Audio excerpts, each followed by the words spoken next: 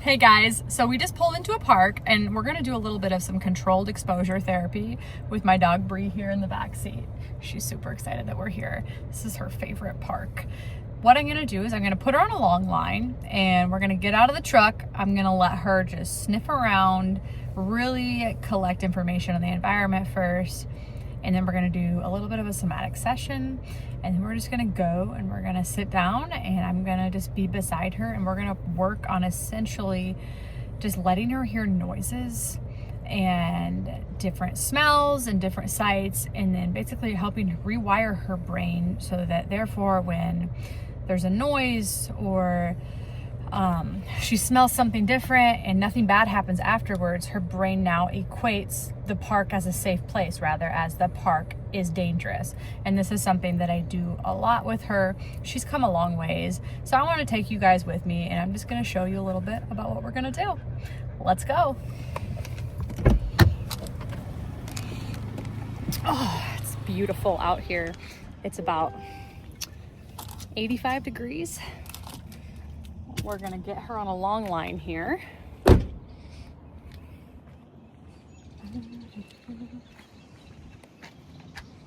We'll get her out here in a second.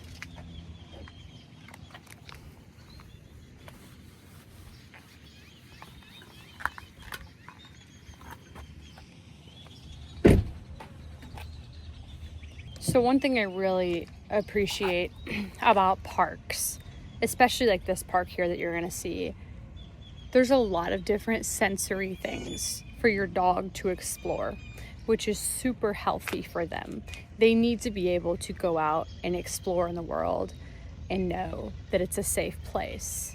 Just like with humans and exposure therapy, I've done exposure therapy. Growing up and in high school, I had to do it. I struggled with a lot of anxiety and I would go to new places and I would simply just sit. I would just sit and be there and nothing bad would happen, and then I would realize, hey, I can exist in this place and nothing bad happens afterwards. And that is really how a lot of rewiring works. And the same thing for dogs here. It was a little shake off. We have this massively long line. So we're just gonna walk over this way. Get this. This reminds me of like National Lampoon's Christmas Vacation and Clark Griswold with the Christmas lights untangling this line. It's all the way back there. So we're just gonna let her walk around here and really sniff things out. We'll guide her lightly back over, and she does a really good job at following us and staying near us. She loves the water. There's a lot of birds up here. Oh, she's going pee. So we'll kind of come up here by the water's edge. Let her really just sniff it out. You can tell here that she's exploring. She sees that my husband has a toy too. That's another great way to keep your dog by you. If your dog likes to play, having a toy on hand can be very, very helpful. She's so happy. So she's just walking around here. We're just gonna let her kind of explore. She's going right up by the water there. Beautiful park, like I said. There are all sorts of wildlife present here. She's sniffing. There's a plastic bag on the ground there. Friendly reminder to throw away your trash. So what we're gonna do here, she's kind of getting stuff sniffed out. We're gonna come sit over by the water. We're gonna come sit. We're gonna come over here. She's following me. We're gonna come sit down by the water. I'm gonna see what happens here. I sit down. She comes over here by me. She's just sniffing. Hey girl. So what we kind of do is when we come here, we'll sit down, and then essentially when we're sitting down and we're calmly just sitting here, it conveys a message to her nervous system. Hey, you're safe. I mean, your nervous system at the end of the day is one of the biggest tools for your dog, and it is really impactful. So I'm just gonna sit here We're gonna let her just keep sniffing around for a minute. And like I said, sniffing activates the parasympathetic branch of the central nervous system. It's really a healthy thing. Now, sometimes when there's excessive sniffing, that can actually be a stress signal, but in this context, this is healthy. This is healthy exploration. You coming over here?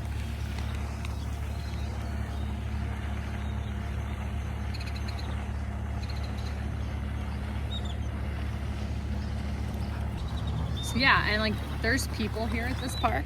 There are ducks, there are geese, all sorts of things, and yet she's choosing here to just stay by us. We're letting her explore the area. And kind of what a long line does is it gives her almost like a boundary, a safe boundary. Because oftentimes if you let a dog just completely go off leash, there can be more dysregulation because there's no containment for them. Dogs need healthy boundaries. And so here she is.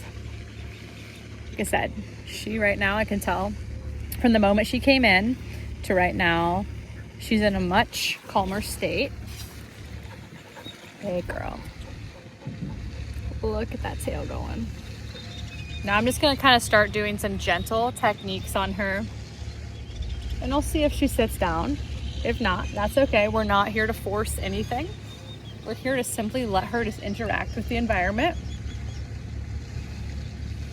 And you can see a lot of what you'll notice is scanning, lip licking. These are normal behaviors.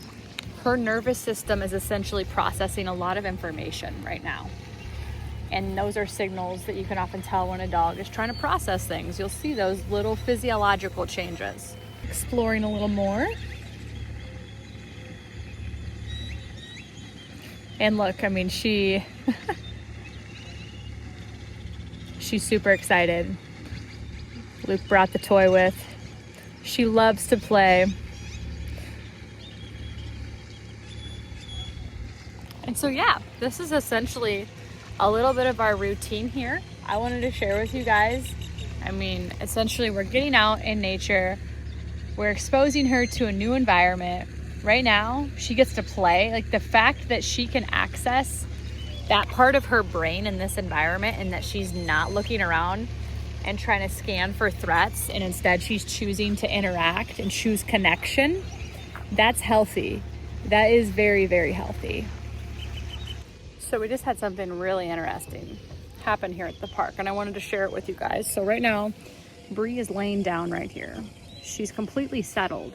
There's this group of birds that she was watching that were in the water, and they came out and they started actually walking towards Bree, and Bree was like right over here, and she started to go towards them, and she literally got to like probably the end of that sidewalk right up there where it curves, stopped, turned back, looked at us, and then came here, sat down, and laid down, which to me is very fascinating because in that moment she chose connection instead of mobilizing. Like she briefly mobilized, but then she knew to turn back towards us, that we were safe anchors, that this was a safe place, and then literally, like I said, just settled right there. So it's fascinating to watch how dogs process their environment and the choices then that they make based upon the past history of things that have occurred. Now she's coming back over here. Hey. And I'm just doing some chest circles on her. When she comes over by me here, I like to just do some techniques. She's definitely a little hot. We're gonna get her some water here. She tried to almost jump into that pond, which that would have been something. We just finished up. We spent about 25 minutes and we're gonna get her loaded up here back in the truck. So thank you for coming with us. We plan to take you with us many more times and to just share kind of a glimpse into what we do daily with our dogs and just tips for building long-term resilience for their nervous system. Hope you guys have a fantastic day.